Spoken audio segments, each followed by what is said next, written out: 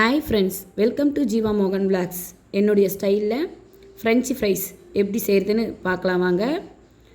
1/2 kilo உருளைக்கிழங்க நீல வாக்கில் வெட்டி தண்ணியில் சேர்த்து வச்சுருக்கேன். தண்ணியில் சேர்த்து வச்சிங்கன்னா கலர் மாறாது. ஒரு பாத்திரத்தில் தண்ணி சேர்த்து அதில் கொஞ்சம் சால்ட் உப்பு சேர்த்து தண்ணி நல்லா கொதி வந்ததும் வெட்டி வச்ச உருளைக்கிழங்க அதில் சேர்த்து 5 நிமிஷம் தட்டு போட்டு மூடி வச்சுக்கலாம். அடுப்பை ஆஃப் பண்ணி விட்டுடலாம். 5 நிமிஷம் ஆனதும் ஒரு துணியில் போட்டு உருளைக்கிழங்க நல்லா ஆற வச்சுக்கலாம். நல்லா ஆறி வரணும். ஒரு பிளேட்டில் கார்ன்ஃப்ளவர் 1/4 டீஸ்பூன் மிளகுத்தூள் 1/4 டீஸ்பூன் சால்ட்டு சேர்த்து நல்லா கலந்து விட்டுக்கலாம். இப்போது இதோட ஆறின உருளைக்கிழங்கை எடுத்து கலந்து விட்டுக்கலாம்.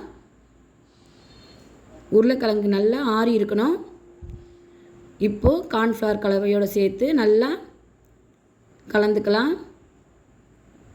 நல்லா கலந்துட்டு மாவு உருளைக்கிழங்குல எக்ஸ்ட்ரா இருக்கிற மாவெல்லாம் தட்டி எடுத்துக்கலாம்.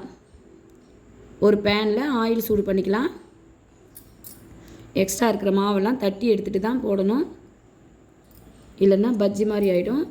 நல்லா தட்டி விட்டு முதல்ல ஒரு தடவை ஆயிலில் சேர்த்து பொரித்து எடுத்துக்கலாம்.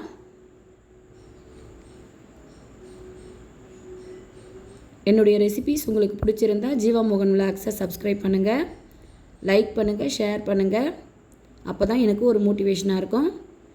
முதல்ல ஒரு தடவை பொரித்து எடுத்துட்டு அதுக்கப்புறம் எண்ணெய் நல்லா சூடானதும், நல்ல சூடாக இருக்கணும், 2வது தடவையாக போட்டு எடுத்திங்கன்னா டேஸ்டான ஃப்ரெஞ்ச் ஃப்ரைஸ் ரெடிங்க. உங்கள் குழந்தைங்களுக்கு செஞ்சு கொடுங்க. கடையில் போய் நம்ம வாங்கி சாப்பிட்றதுக்கு வீட்டிலே செஞ்சு சாப்பிட்லாம். ஹெல்த்தியும் கூட. ட்ரை பண்ணி பாருங்கள். என்னோடய குழந்தை சாப்பிட்ற பாருங்கள். நான்